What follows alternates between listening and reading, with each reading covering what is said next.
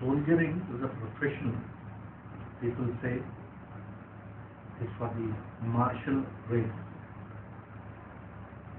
Neither did I belong to a martial race, nor had any acumen to do soldiering. By queer fate that I landed up in a new school which was called Sainik School in Bhubaneswar. And then on I never looked back.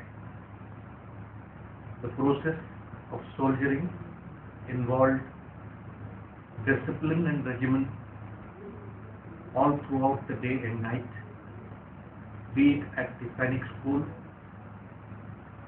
which made us from babies to adolescents.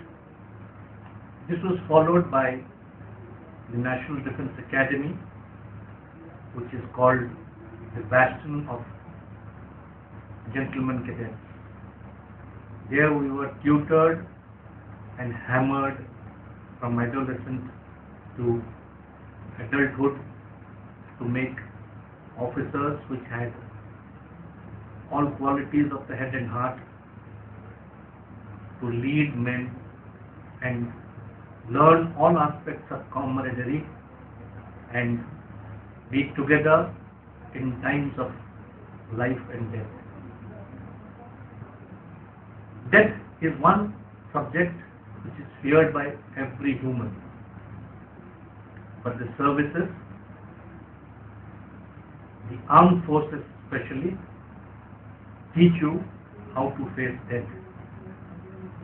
Face it day in and day out of the loved ones, of the comrades, and they teach you how to take it and never look back.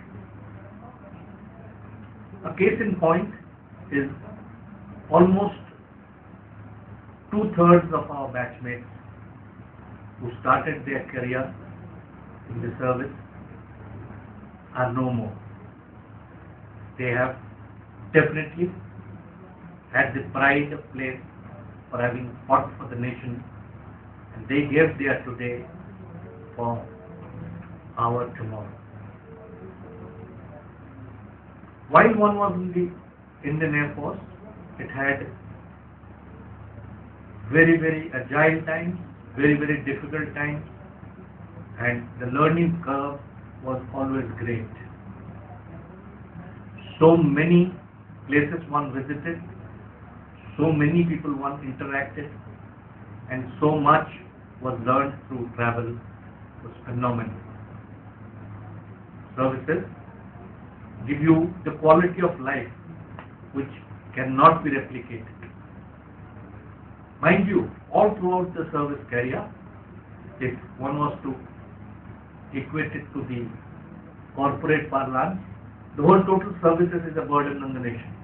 But that is the insurance fee that one has to pay to live comfortably in the air-conditioned apartments in Delhi. Now many of people would say, I had a very small, nice, decent story to tell you. The Prime Minister of our country was visiting one of the high passes in Sikkim named Nathula, a famous one where there were skirmishes with the Chinese. His entourage had a few journalists, and one among them was a chirpy young lady from Delhi Times. The Prime Minister's entourage in Nathula, where the temperature was sub-zero, were treated to piping hot tea and garam pakoras. The whole area was foggy. No one could ever believe, excepting for the Indian Army, which could produce such palatable eateries at that height. And piping hot, mind you. This young lady could not believe herself. Then he went prowling around.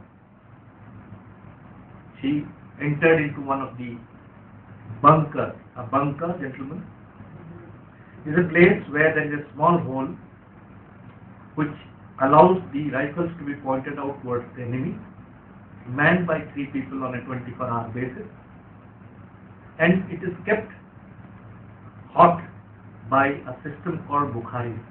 Bukhari is a system in which you have the gas being formed out of kerosene, like the olden days pressure stoves, you know. And the lady went into this bunker and found 2 guys aimlessly looking into the small hole with their rifles butting out.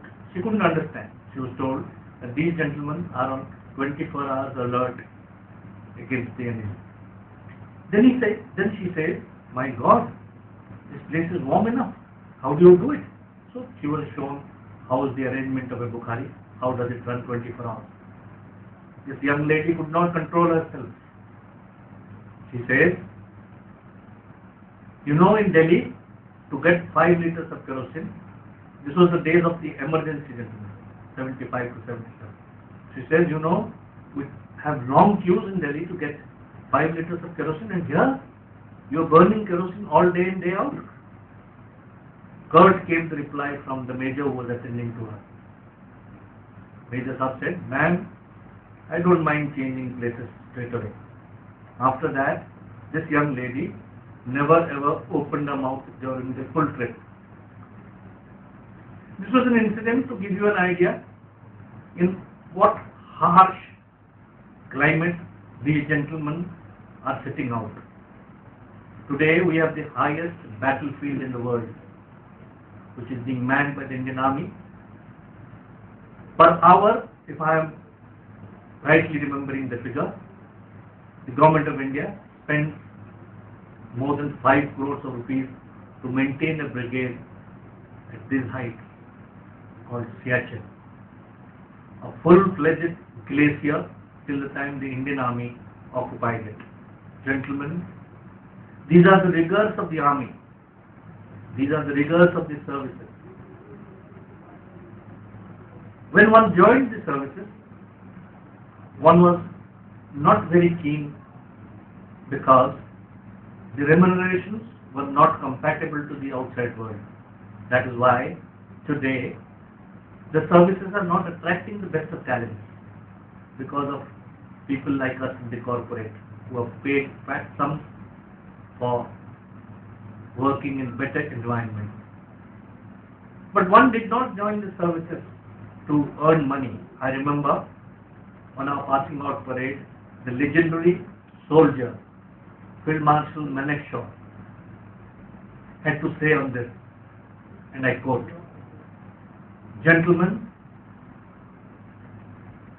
I remember one thing, that this is a profession where there is no comparison. It is the noblest of all professions in the world. If any of you have joined to make money, still there is time and you may leave. But while I say so, while I climbed the ladder of success in the services, I had a number of helpful bankers, and believe you me, I have never found wanting when there was a requirement of money. But, gentlemen, here you have come to live and live for the country.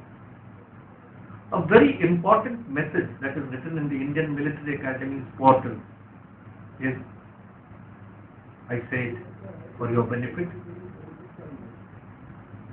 the honor, welfare of your men that you command comes first.